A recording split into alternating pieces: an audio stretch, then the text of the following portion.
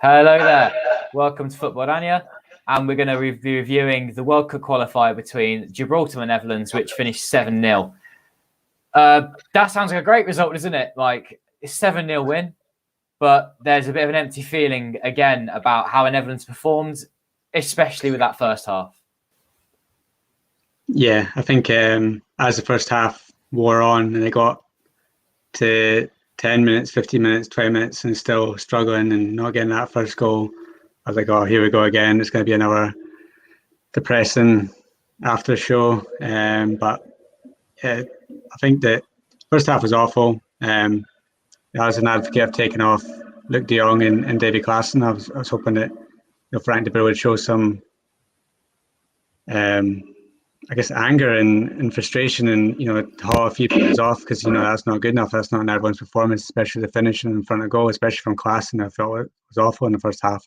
But didn't he decide to go sort of all out attack in the second half? Bringing on Havenberg for Dumfries, and then obviously the injury to Daley Blind meant that Malen came on. As soon as Malen came on, they had three attackers basically on the pitch up front.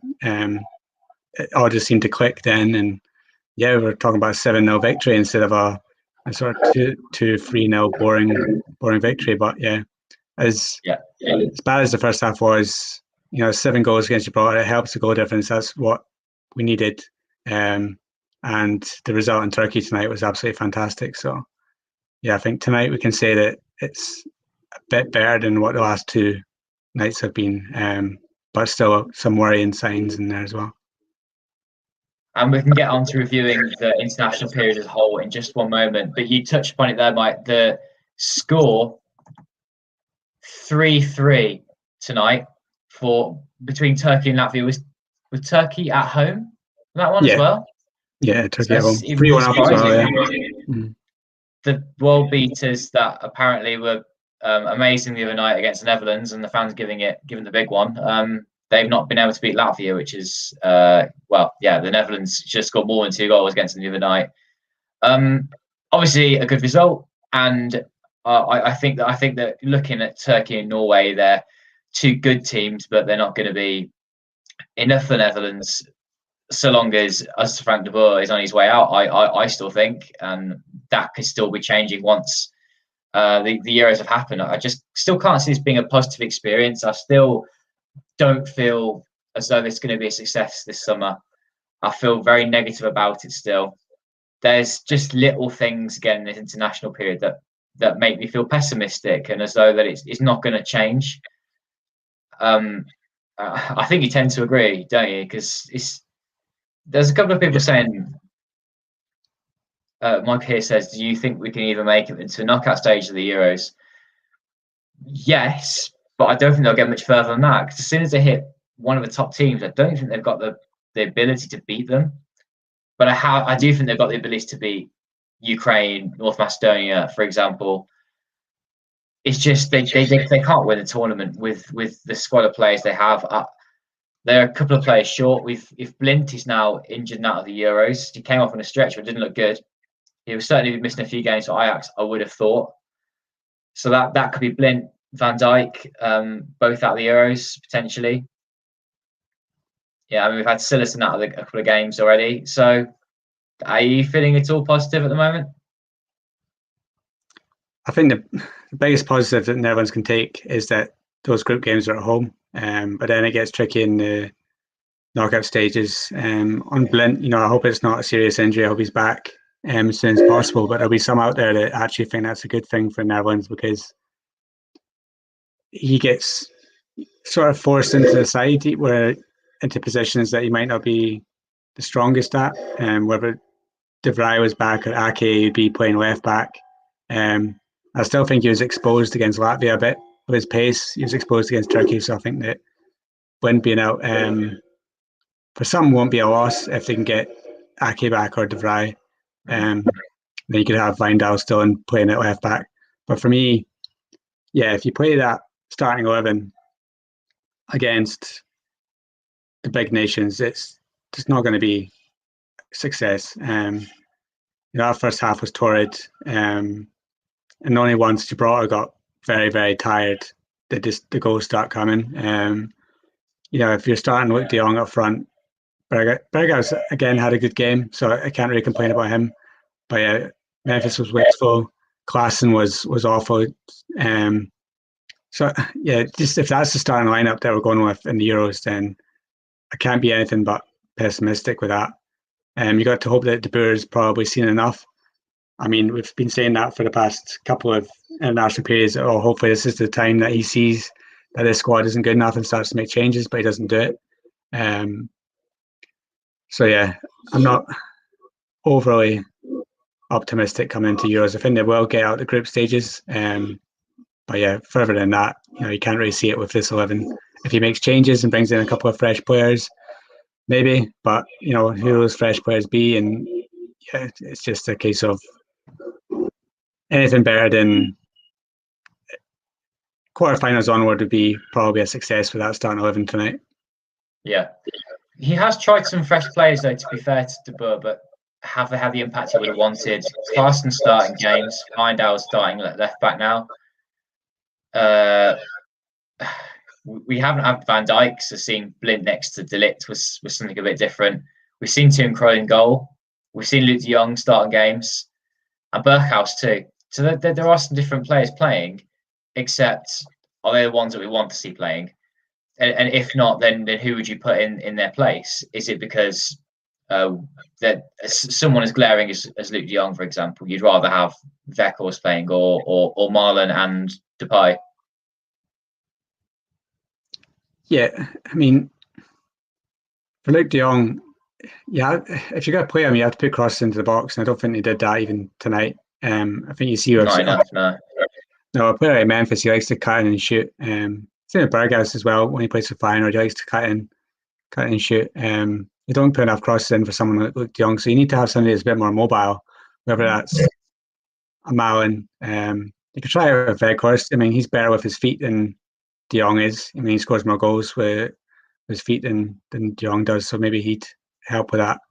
But yeah, you look at Malin, scored off the bench today. Then you could play Memphis back for the middle. I mean, there's interesting things this international period. It seems that Babel's now ahead of Bergwijn in the pecking order, which is interesting. I think deserve it because Bergwijn's been dropped by Tottenham. He needs to get his form back. He needs to get playing at club level before he can come back into the Netherlands side. But yeah, if you're looking at players that could come into this squad, to this side, you got Weghorst and you've got players like Cody Gakpo who, if you watched the under-21 game today, he ran the show. He had a row in 4 goals, scored 2 of them, was excellent before he got taken off. So, I mean, that's a player that before the end of the season could get his fitness up for PSV and make it into the side. And then if you've got a player like Cody Gakpo who can come on and make an impact instead of Ryan Babel, then it's just an extra option. That's dream thinking because I don't think De Boer thinks like that. I think De Boer thinks that this is his squad and he has to do with this. And I can't see him making big changes between now and the Euros. And so justified now is his decision to pick Luke de Jong over Weghorst. The fact that de Jong's technically scored 3 goals in 3 games. I don't know if that one tonight was going to be down as an own goal instead. The 3 really poor goals. However, he did get them. And if he wasn't there, would Weghorst have got them? Hard to say. Would they have played any differently? Hard to say. Weghorst hasn't played too much with his teammates. Luke de Jong's kind of been in and out of that squad, so he again knows the players. It's looking good for him going to the Euros, isn't it? Oh, 100%. If De Boer gets any questions on it, he'll just say, "Oh, he scored 3 goals." Not taking into account the fact that he was pretty anonymous in all 3 games. I mean, how that and Turkey the teams goal, that they were playing against. Yeah, I mean, the minnows and then that Turkey goal, you could say it's credit to them. It kind of just hit him and went in. Like even the Gibraltar goal, it kind of hit his shoulder and flopped in. These aren't like proper striker goals. He's not the next Van Persie. He's not scoring absolute worldies. He's like the ball's hitting him and going in the net. And you can't say that he was useful in any sort of build-up play either. He just seemed totally anonymous, apart from popping up with a goal. Yeah, you can't say that Luke de Jong's had an impact in any of these games and deserves to start going forward. When Malin came on, he scored. That's more of a striker's going to say that he had a bigger impact. But Yeah, I'd like to see Weghorst get a chance. Probably not going to happen now because he's got to justify the fact that he scored 3 times and he obviously likes Luke de Jong. So yeah, it's a shame. I think that there's a comment there about De Boer's arrogance, and I think that it's going to come down to it's going to be my way. You'll probably say come out tonight and say that this has been a great international period, and he's feeling confident and that his ways working. But I think in all 3 games we could say that his way hasn't worked. His changes, to be fair to him, some of his substitutions have changed games, but when it comes to Euros, you need to get your starting lineup right, not influence it by making changes. Changes in the second half against Turkey helped. Changes in the second half against Latvia helped, and then changes in the second half today helped. You need to get it right from the start. Yeah, agree. He also has given some different players different roles, like putting Frankie de Jong sort of more of an defensive role today, and then Gravenberch was kind of playing it right back.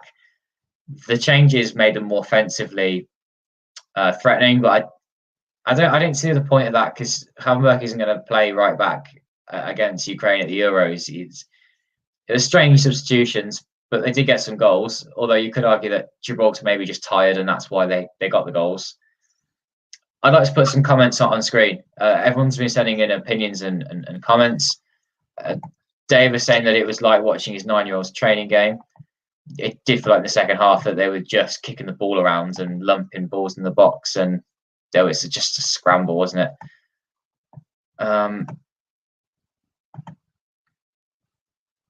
Yeah, the defeat against Turkey, does that take a different shine after these couple of wins? I know that we said that if they lost to Turkey, it was going to be a disaster no matter what now. But they did have lots of chances in that game, and Turkey were just very efficient by taking their chances. Do you look back on it any differently now? No, not really, because you could say that you say it's a success now because Turkey dropped points today. But you could also say, look at Turkey; they couldn't even beat Latvia at home, yet they managed to score 4 goals against the Netherlands. Yeah, I think that game just goes down as one of these games that's a missed opportunity, and then you kind of got it wrong, and the players' attitude maybe into the game wasn't right, and that's a worry going forward. I still think that this international period hinged around that game because it's the one that Netherlands could drop points, and we're always going to beat Latvia and Gibraltar. So it was that Turkey game was a big one. In the next international period, if they play Norway and Montenegro, who aren't a tough side, they drop points one of them again, and that's it. So like that game against Turkey is kind of now Netherlands can't afford any sort of slip up, so they now need to be 100% all the time. Which if they are and they win all their games, then that's fine. We'll be going to the Euros, but it's a case of the World Cup. Sorry, but yeah, just starting off with a loss just puts extra pressure on. So I still think it's a poor international period for me. And Mauricio said Daley Blind is no loss with his injury tonight. I think that's harsh. He's an excellent build-up player from defence. And against teams where you're going to have lots of the ball, him playing at centre-back is quite important. What do you think about this one? Would Perskers be a good replacement for Blintz?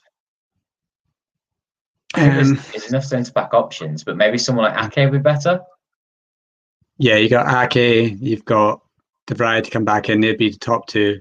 Veltman didn't even get a game. I don't even think St Justa was on the bench tonight. So very strange. Yeah, I don't know if he was injured or just wasn't selected. Don't know, but it's a shame for him because getting called up might not happen again. He didn't even make his debut against a couple of small nations. So he was obviously in the running for a centre back position. Then you got Botman and Timber as well. Timber's been great for Ajax since he's come into the centre back role. So yeah. I would say that Skurs is behind Botman and even Timber at moment in time. Lots of good options at centre back though. Mm-hmm. I want to put some different people on the screen. I think we've kind of answered this. Well, which under-21 player should be invited to the seniors? Cody Gakpo was really good tonight. I still think Koopmeiners has got a place in that squad, but he just won't get it. I still think he should be in the squad though. Still got people saying to Burt out. Yeah, I think we And then covered there's a lot of it. Ajax boys in the squad. And here's an opinion saying Tete, Klaassen and Babel all shouldn't be in the squad because they're just sort of Ajax old boys.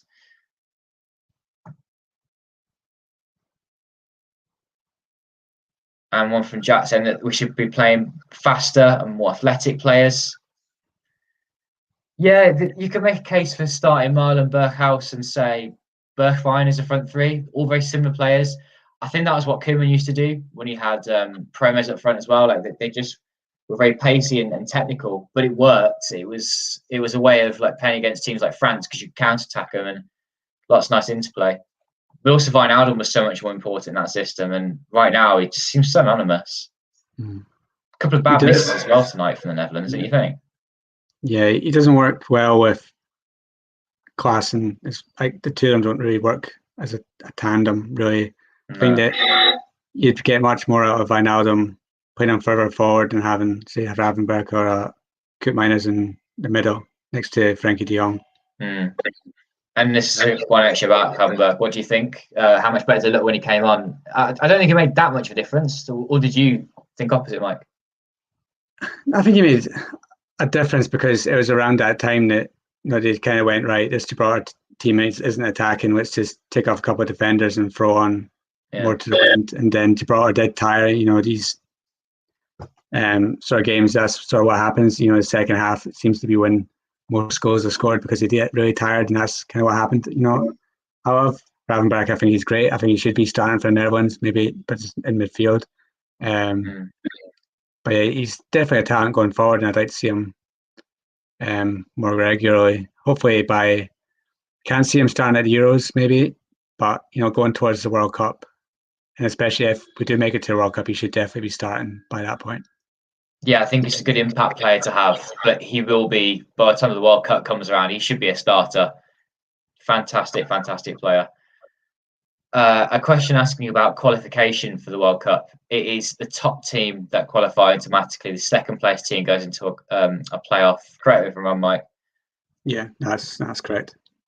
And then Jack says that Wijndal needs to learn how to cross the ball. And we said about Wijndal last time, and we also spoke about the way he crosses as well. He's not a crosser from deep. He likes to go to the byline and put balls in low. He's not someone who's going to chuck the ball in high. But if you're playing someone like de Jong, you need a player who can put crosses in properly. Dumfries is the same. He's not really someone who swings the crosses in. But you want those kind of wing backs to be playing, I think. Yeah. We mentioned the last time that, Wijndal's not Jetro Willems. He's not that crosser of the ball, but he did end the match with 2 assists tonight. I think he played a part in the last 2 goals. So yeah. But yeah, I agree though. I think he does need to work on his end product a bit. Some more comments here. Klaassen's technique looks comparable to Sunday League. Gary thinks that Humber has to start. Memphis needs to play for the middle. And that Humber had a good impact in midfield. Yeah, I mean... Oh, and we got about Frankie here as well. We haven't mentioned him very much, have we, this international period? You put something on the website, Mike, about how he was critical of his own performance. Was that in the Latvia game? Was that in the Turkey game? Turkey game. So he basically admitted that he played horrifically badly in the Turkey game, but his stats actually for the Turkey game were quite impressive. So, I mean, being impressive by getting 97% of your passing, that's kind of what you expect from Frankie de Jong these days because he is just that good. But you kind of want him to have that sort of impact that he had for Barcelona at the start of the year, where he's pushing forward. You see him in a more of attacking role. We've not really seen that this international period since he's gone back into sort of build-up play. But he did play a role in, I think it was one of the goals against Latvia with a drive and run. But yeah, he's more of a player that you don't really see making the impact that he does, but he always just does his job. So we don't really talk about him that much, but that's just because we're so used to him being great. Just mention that midfield. And a question about him. Oh, not that one. I didn't mean to click that one. It will just change very quickly. That he should be the heartbeat of this team still. And who do we think that is the best partnership to allow him to flourish? I think long term a Coke Miners or a Hamburg, and that's kind of what you said already, Mike. In long term, that's the answer. I think. Don't know about the Euros though. Yeah, somebody like Ravenberg who can carry the ball as well. I'd see the two of them get more of a time. But yeah, even Coop Miners as well. The two of them might just be very, very impressive next to each other. I think the two of them just have that sort of skill set that would work well. We just need to see De Boer giving them a chance because someone like Coop Miners is just so much better on the ball than Martin de Roon is, or God forbid a Kevin Strootman if he ever made the squad again. But you need to make these decisions. But Coop Miners are allowed to play with under 21s. Fair enough. Coop Miners wasn't happy about it, but hopefully he comes back into the fold by the time the Euros comes around. Yeah. And a question about the back four. And again, we will do some more discussion about a starting 11 at the Euros. But who should be at left back, Vindal or Blint? Assuming that we've got a De Vrij, Van Dijk or De Ligt at centre back. What do you think about left back? I'd see Vindal, I think, is the option going forward. I think the Blint can be a bit slow, but the option that's not mentioned there is the fact that sometimes Ake has been played at left back. Do you think he'll play left back? He has in the past. He's done it a few times. But the long-term answer, like again in the group games, against stronger opposition, he might go for that stronger defender, which would be Ake. So I mean, it's possible. If he wants to be a bit more defensive, then Ake's that one that can play that role. We'll see. I think going further in the tournament, I think that he might go 5 at the back because he was praised for doing that against Italy. So if you do 5 at the back, then Vindal will come into it, I think. I want to see Vindal going forward. I don't really want to see Blind playing at left back. He doesn't play there for Ajax at all. He plays in the centre of defence or the centre midfield. I think he's a bit slow. So if it's going to be at Euros, then Vindal or Ake for me. Fair enough. And what about Berghuis? He needs to learn to be not so predictable. I think this is a harsh one because Berghuis in the first half wasn't quite predictable. He always seemed to want to slow the play down. He cut it on his left foot, but then didn't do a great deal. And then I felt as if when the play was more stretched, players did actually play through balls to him. So he had to play on his right foot. So then he did have to go out that way and then chip balls in. So I think that he did okay in the end. Probably one of the best players on the pitch tonight. And again, I know the opposition's not great, but you can see that his final experience of pinning teams back and him trying to create something from having a couple of players marking him, it works. He could be a good option on the right wing. I still think he needs the confidence to play there. So again, he just needs faith from De Boer that he's going to play. Yeah, if you look at the stats tonight, it says that Berghuis scored and got an assist. 6 key passes, 3 shots, 86.9% pass accuracy. That's not exactly a bad evening on the wing. No. And the stats will say that Berghuis has scored twice in 2 games. He got that crucial goal on Saturday to kick things off, and then he got the first one today as well. So he got us on a scoreboard, which is what you kind of need from him. After the Turkey game where he did absolutely nothing, I was kind of critical of him starting, but he's done the business the past 2 games. But against stronger opposition, you sort of worry if he is going to get found out. But who's there that's going to be the option that's better at the moment? There isn't really one. So right now, he's kind of claimed that spot for his own, and then you kind of just need to give him that confidence going into the Euros. Yeah. I think let's go for it. He's one of those players I'm happy to take a risk on because I know what he's capable of. And there's players that you just would rather not be around the squad because you know how poor they are.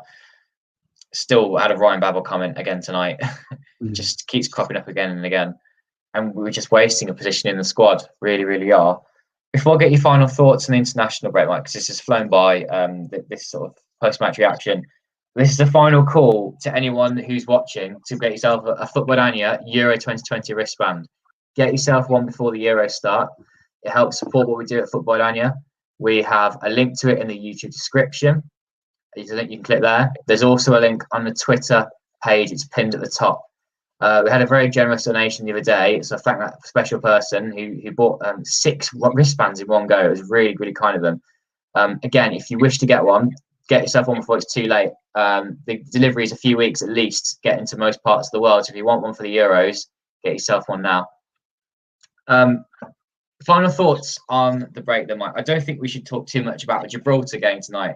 We talked about different players, but we didn't learn much really from De Boer. We didn't get too much about players from tonight, really. Because it's hard to compare because they're playing against players who don't play football really for a living. So what have we found out from these 3 games? And is this going to give us any developments on De Boer? Or has he basically now just sealed the deal and he now will be the manager at the Euros? Yeah, I think that De Boer is definitely going to be the manager at the Euros. I mean, on paper, we know that it's not been impressive, but the KVB will go, that's a 7-0 win, so that's fine. Again, they're not as progressive, and they won't see the performance against Turkey and the first half tonight as being enough to sack him. They'll wait out for the Euros. It's too late kind of now to make a change, and it's not really fair to a new coach to come in just straight into a tournament as well. I think that KVB will give De Boer that chance to prove us all wrong. Whether he will or not, I doubt it. Yeah, I don't either. If anyone watching thinks he actually will turn it around and do a good job. No, I don't think there's anyone that's going that everyone's going to win the Euros now. Whereas I think if Koeman was in charge, then there's still that hope. But yeah, I think just a few of the players at the moment just don't seem at it in everyone's shirt, and then there's just a lack of options in key areas for me that worries me a bit. And because De Boer doesn't really like to change things, it's not going to happen in the next few months. So yeah, I think it's this squad, this manager going forward, and he's got to hope that something happens at the Euros and it just clicks and everything. Divine intervention happens, and it's Greece 2004, some sort of miracle happens. But yeah, for me, it's just going to be a so-so tournament where Netherlands once again just go out in the knockout rounds once they come up against a side that's one of the top nations. It's going to be knocked out, and then De Boer will probably go after that, and then you'll probably get somebody like Peter Bosz if he isn't taken by somebody else by then to take over for the rest of the World Cup qualifying. It's just an opportunity missed. This squad's so good. Koeman showed the capability of it, and then just to give it to someone like De Boer and then just let him sort of wreck the Euros it's not very fun. But it's the KNVB for you, so it was their decision. De Boer didn't steal the job. They approached him, so I guess it's KNVB's fault for that. But yeah, final thoughts is. Not a great international period. Watch against Turkey was bad. Some of the performances have been bad. And yeah, as a warm-up for the Euros, it's not exactly a confidence-boosting international period. And yeah, I can't say that I now believe that we're one of the favourites for the tournament. And then it might all turn around and surprise us again. You never know. I think if the Netherlands had beaten Turkey 2-1, say, and Turkey had a couple of chances to equalise, I think there would have been a more positive outlook to say, yeah, they're a little bit lucky to win, but they sealed the deal. They got the points, winning playing badly, that kind of thing. But because of the goals being conceded from just like the only chances for goals, it sort of soured the whole thing. Even though Netherlands weren't great that evening, it's still, I don't know. I think it's easy to think that De Boer is going to do a really poor job. I still, part of me thinks, let's give it a chance. Let's give it the Euros. And I think that the KVB will definitely be thinking that. They'll be thinking, yeah, of course, he'll be absolutely fine. But he won't succeed, ultimately. They'll come up against one of the favourites for the tournament, and they'll go out. I can't see anything other than that. They're gone are the days where they could play a counter-attacking team and play a team off the park, even though most of the squad is pretty much the same as the one that beat France 3-0, for example. And the one that played against Germany quite well in the Nations League. A little bit lucky to get that equaliser through Van Dijk, but at the same time, they did well. And They competed against Portugal in Nations League final, even though they didn't create too many chances. They competed well in the final of the tournament. So they're not going to be far away, but it's not going to be enough unless, like you say, divine intervention, Greece 2004. Thanks a few of you for putting comments, appreciating what we do at Football-Oranje. There's one about the posts on the website with the match reports, what we do with the match reactions. So yeah, thanks everyone, and we're back again. There's plenty more to come from us to do with Netherlands, but also the Eredivisie between now and the end of the season, and also the start of the Euros. Do make sure you keep your eyes not only on the website but also the YouTube channel too. And also, I think we'll do some more. We'll talk more about the Netherlands in a future podcast, and a classic podcast. We'll get it on iTunes, SoundCloud, and YouTube. And if you enjoy these kind of things, please do make sure you press the like button and subscribe if you're new. Keep your eyes peeled for more. And I think there's going to be more on the website. I think Mike's about to do a player ratings article again for the game tonight. I wonder who was your man of the match, Mike, or should we wait to see the article? You read the article and then you find out, yeah. Gotta go find it. Yeah. That's how you pull people in. There's Ryan Babbitt for his cameo. He's getting a 10 out of 10. All right, everyone. Thanks for watching tonight, and don't forget that you can press the bell to get notifications about new things that come up. You can also send the website. I think you can turn notifications on there too. You get email notifications as to new things that come up on the website. Again, thanks for watching. You'll hear more from us soon. Bye-bye. Bye-bye.